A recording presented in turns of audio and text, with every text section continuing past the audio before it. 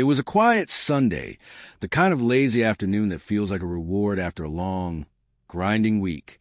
I was outside mowing the lawn, sweat clinging to my back under the heavy sun, earbuds in, podcast on, trying to drown out the overthinking.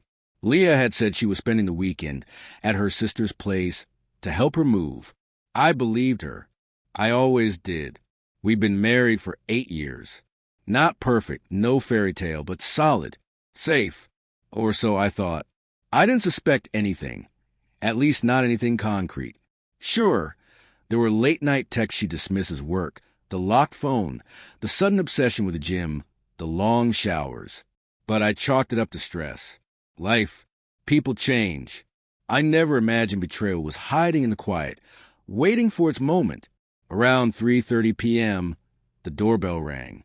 I remember because I glanced at my watch, assuming it was a delivery.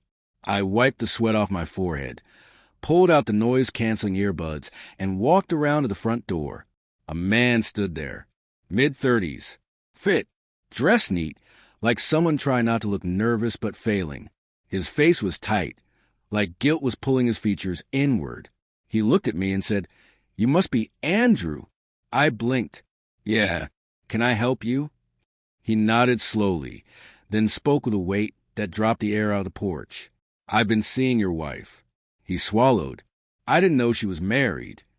Silence grew tall and wide between us. I couldn't speak. Not yet. I wasn't angry. I was stunned, like my mind had been yanked sideways. "She told me she was separated," he said, staring at the ground. "Said you lived in another state. I had to come here. I found out last week. I haven't slept since." I leaned on the doorframe. "What's your name?" "Damien." Leah had mentioned that name once. Said he was a potential client who ran a wine bar downtown. "You've been with her how long?" "Almost a year." I almost laughed. A whole year. My wife had a second relationship, and I hadn't seen it. Or maybe I had, and just refused to admit it. He pulled out his phone. "Look, I'm not trying to cause more pain, but you need to see this." Photos. Dozens of them. Leah in his arms. Restaurants. A boat. One of her in what looked like a hotel bed. The timestamp on that one hit hard. It was the same night. She said she had a late client dinner downtown. I remembered waiting up. She came home at 2 a.m., smelling like soap that wasn't ours. My hands trembled as I handed the phone back. Not from rage, realization. "How did you find me?" I asked. "I followed her last weekend. She said she was going to a wedding, but came here. I saw you through the window. That's when I knew I had to tell you." He apologized again, then turned and walked away. I stood on the porch until he vanished around the corner. I didn't storm inside. I didn't shout. I walked to our bedroom, opened a drawer she always kept locked, and found a small wooden box she never let me touch. Inside, under a layer of receipts and old Polaroids, was a prepaid phone I had never seen. I turned it on. By the second message, my cheeks were wet with tears. Photos, voice notes, texts, not just from Damien. From 2 other men, Mateo and Josh. Different tones. One called her my angel. Another, "Thanks for last night. I can still smell you." One talked about a cabin getaway. She wasn't just cheating. She was living parallel lives. Different men, different stories, different versions of herself I had never met. When she came home that night, I was sitting in the living room, holding the phone. She smiled, kissed my cheek. "Hey, babe," she said. "You look tired." I held the phone up. Her smile vanished.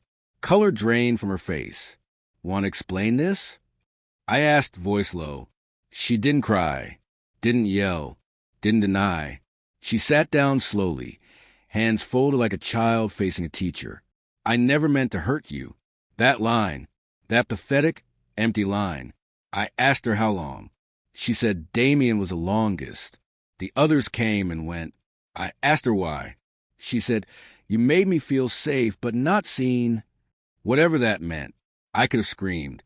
I could have let out every hurt I'd buried over the years. But I didn't, because something inside me had already died. The man I was The husband, the trusting fool, he ended in that moment. What was left saw her clearly. Not the woman I married, but someone who wore a mask for 8 years. I packed a bag, told her I needed space. She didn't stop me.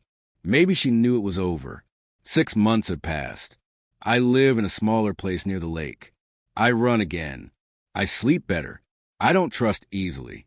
And that's okay, because the day Damien showed up at my door, that wasn't the worst day of my life. It was the day I stopped living a lie. And if that's what it took to finally wake up, then maybe, just maybe, it was worth it.